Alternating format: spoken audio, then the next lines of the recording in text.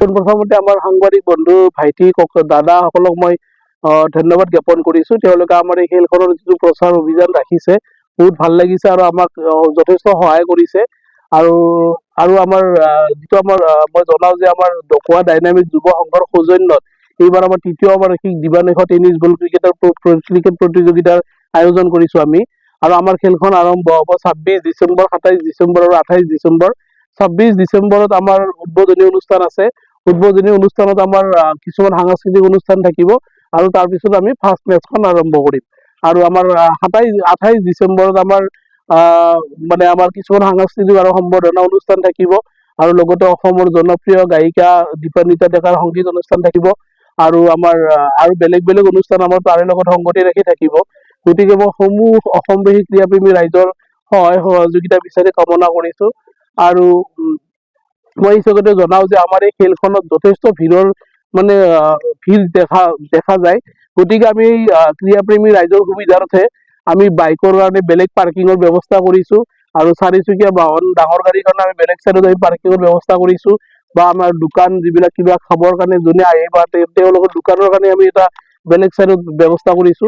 আৰু লগতে আমাৰ মানে আপোনাৰ কোনো ধৰণৰ যাতে অসুবিধা নহয় ক্ৰীড়াপ্ৰেমী ৰাইজৰ সেইটো লক্ষ্য ৰাখি কিনে আমি যথেষ্ট মানে মানুহৰ যাতে কোনো অসুবিধা নহয় আৰামছে খেলখন উপভোগ কৰিব পাৰে তাৰে আমি যথেষ্ট ব্যৱস্থা কৰিছো। আমি আমাৰ ফালৰ পৰা এইখিনি কৰা হৈছে।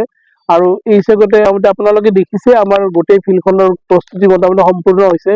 গতিকে মই এইটোৱে আশা ৰাখিছো যে গোটেই ক্ৰীড়াপ্ৰেমী ৰাইজে আহি কিনে আমাৰ খেলখন উপভোগ কৰিবলৈ আমি আমাৰ মানে যিখিনি সুবিধা কৰিব লাগে আমি সুবিধা কৰি ৰাখিছো অলৰেডি। আমাৰ এতিয়া 32টা দলৰ মানে 32টা দলৰ মানে অংশগ্ৰহণ কৰিছে। আৰু আপোনাৰ মানে আপোনাৰ আমি টোটেল দল আপুনি 50টা দলক আমি অংশগ্ৰহণৰ সুবিধা দিম। কাৰণ আমাৰ বহুতো সংগীত অনুষ্ঠান থাকে আৰু লগতে আপোনাৰ আমাৰ সম্বৰ্ধনা অনুষ্ঠান থাকে। গতিকে আমি 3 দিনত খেলখন শেষ কৰিব লাগিব। গতিকে আমি 50টা দলতকৈ বেছি দল আমি অংশগ্ৰহণ কৰিব নোৱাৰিম। আমি মানে খেলবিলাক 5 অভাৰ বা 4 অভাৰ এনেকুৱা মিলাম আৰু কাৰণ আমি সময়ৰ প্ৰতি লক্ষ্য ৰাখি খেলখনৰ অভাৰটো আমি ডিচাইড কৰিম। আৰু আমাৰ প্ৰথম পুৰস্কাৰ থাকিব এইবাৰ মানে আপোনাৰ বিজয়ী দলে পাব 2 লাখ টকা আৰু বিজেতা দলে পাব 1 লাখ টকা। আৰু খেলৰ মানে টুৰ্ণামেণ্টৰ গোটেই খেলখনৰ শ্ৰেষ্ঠ খেলুৱৈজনে তেওঁ 30,000 টকা পাব। আৰু ফাইনেল খেলৰ যোনটো শ্ৰেষ্ঠ খেলুৱৈ হ'ব ফাইনেলৰ তেওঁ 10,000 টকা পাব। আৰু এটা আমি কি ৰাখিছো আপোনাৰ প্ৰতিখন খেলৰে শ্ৰেষ্ঠ খেলুৱৈজনে 1,000 টকা আৰু ট্ৰফি এটা পাব। সাংস্কৃতিক অনুষ্ঠানত আমাৰ জনপ্ৰিয় গায়িকা অসমৰ দীপান্বিতা ডেকা থাকিব আৰু লগতে আমাৰ যিজন মানে IPL-ত আমাৰ ডিজে পৰিৱেশন কৰে তেওঁ আমি গোটেই 3জনে ৰাখিছো আমি তেওঁক। আৰু লগতে বেলেগ বেলেগ আমি ডেন্স কিছুমান থাকিব আপোনাৰ। আৰু আমাৰ এটা জুবিন গাৰ্গৰ শ্ৰদ্ধাঞ্জলি অনুষ্ঠানো ৰাখিছো আমি অলৰেডি কৰিছো আপোনাৰ। আমি আমাৰ এই কোণাটো আপোনাৰ পিছৰ লেফ্ট চাইডত আমি অলৰেডি আমি এটা কোচিং চেণ্টাৰৰ আয়োজন কৰি আছো, অলৰেডি কাম কৰি আছো। আমি এই খেলখন কমপ্লিট কৰি আমি সেই কোচিং চেণ্টাৰটো আমি ষ্টাৰ্ট কৰিম।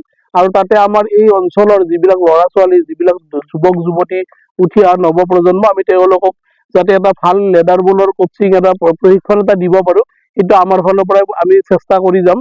আৰু তাৰে মানে প্ৰতি লক্ষ্য ৰাখি অলৰেডি আমি কোচিং চেণ্টাৰটো এই নেক্সট মান্থত আমি ষ্টাৰ্ট কৰিম। সেইটো সম্পূৰ্ণ বিনামূলীয়া আৰু ইভেন আমাৰ ইয়াতে যিখিনি ল'ৰা ছোৱালী শিকিব আহিব তেওঁলোকক কিটটো আমাৰ ফালৰ পৰা প্ৰভাইড কৰা হ'ব। দলসমূহ এতিয়ালৈকে আমাক যোগাযোগ কৰা আমাৰ কৰিমগঞ্জৰ পৰা যোগাযোগ কৰিছে, ডিব্ৰুগড়ৰ পৰা যোগাযোগ কৰিছে, লখিমপুৰৰ পৰা কৰিছে, বিশ্বনাথ চাৰিআলিৰ পৰা যিবিলাক দল এতিয়ালৈ যোগাযোগ কৰিছে আমাক বা জইন ফিজ তেওঁলোকে আমাক অনলাইন ট্ৰেন্সফাৰ কৰি ৰাখিছে। জইন ফিজ আছে আমাৰ 3,500 টকা। প্ৰতিটো টিমত 9জন খেলুৱৈ খেলিব পাৰিব।